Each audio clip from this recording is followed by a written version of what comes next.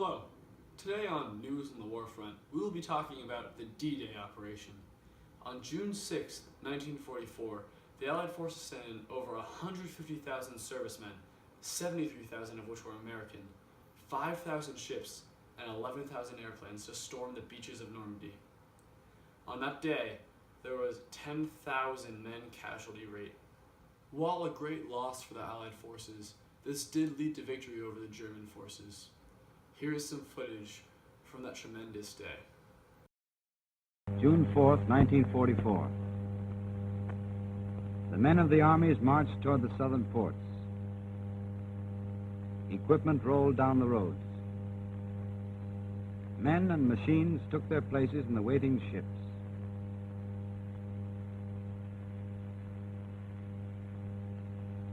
The men were British, American, Canadian, some of them veterans of Africa, Sicily, and Italy, some new to battle.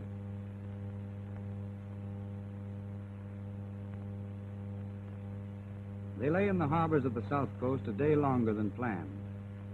The invasion had been scheduled for June 5th, but bad weather in the Channel had caused a postponement.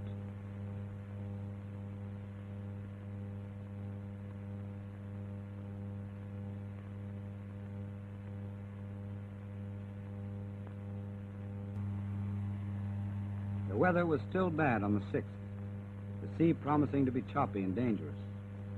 But the order was given, and the ships put out of the ports toward France.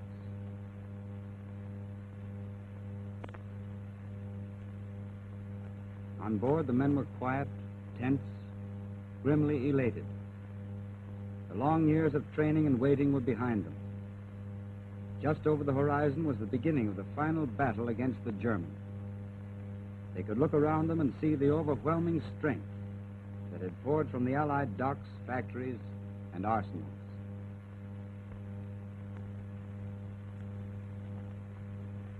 A screen of naval vessels, from battleships to PT boats, guarded the convoy across the Channel. Back in Britain, paratroopers marched out to their planes and embarked for the trip to Normandy. Now, we're going to recap the events in America leading up to the war.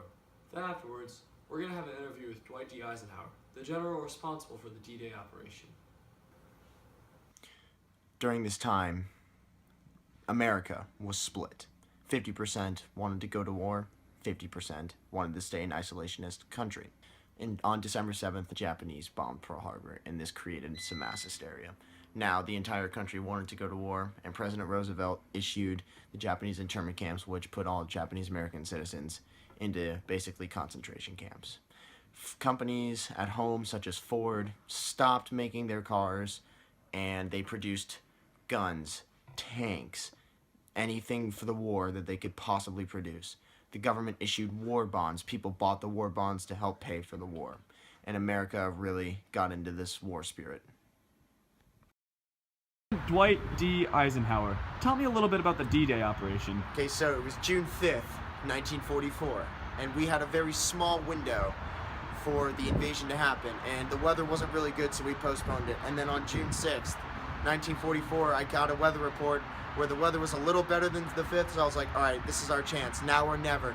So I called the attack, and we went in. And is it true that D-Day is the largest amphibious operation of all mankind? This is true, and it was the first ever attempted, and it was the first that succeeded. That's amazing. We'll be right back after a message from our sponsors, Higgins Boats.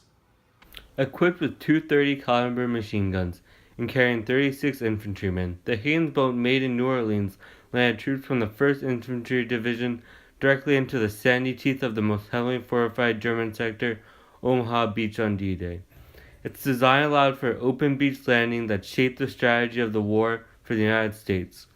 President Dwight D. Eisenhower went on to say, "Andrew Higgins is the man who won the war for us." On December 16, 1944, the Germans tried a surprise attack on the Allied forces in Belgium. Here to give us an inside scoop on that story is General George S. Patton. Yes, General Eisenhower ordered my troops and I to go save the American soldiers in Belgium. The battle was later named the Battle of the Bulge because of the way the German soldier lines bulged out as they raced to attack us. On January 8th, the Germans withdrew with over 100,000 casualties. After the Battle of the Bulge, the German defenses were crumbling. In February 1945, the Soviet Union drove all of German forces outside of Russia and what later became known as the Battle of Berlin.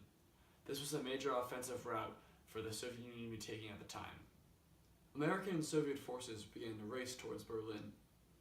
Adolf Hitler sensed that the end was near. On April 30th, 1945, Adolf Hitler committed suicide. It was after this that the Allied forces insisted on unconditional surrender from the Germans. More breakthroughs in the war after this Navy-sponsored ad.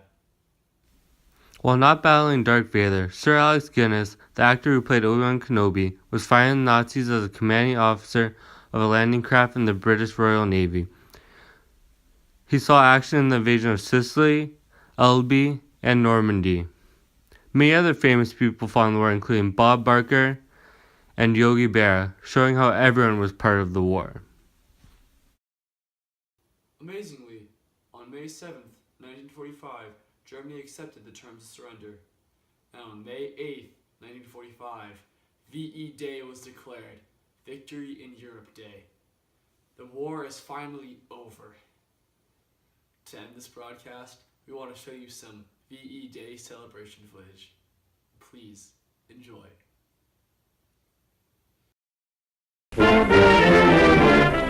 The German cruiser Prince Eugen fell prize to the British Navy. To the Danish capital, where a guard of honor awaits him, comes Field Marshal Montgomery, victor and liberator.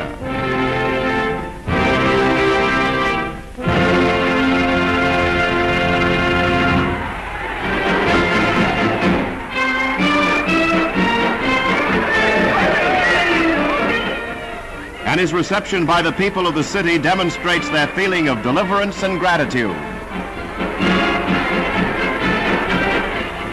As in every liberated city, the people of Copenhagen welcome the Allied troops. The world has seen such scenes of joy in France, in Belgium, and Holland. And now it is the turn of the people of Denmark.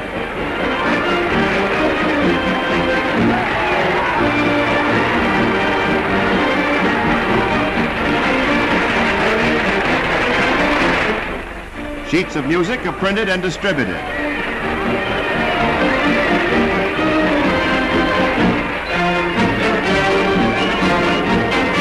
Soldier salutes soldier. This is the comradeship of free peoples. King Christian arrives for the reopening of the Danish Parliament. With a democratic constitution, all parties are represented under the leadership of this well-loved monarch.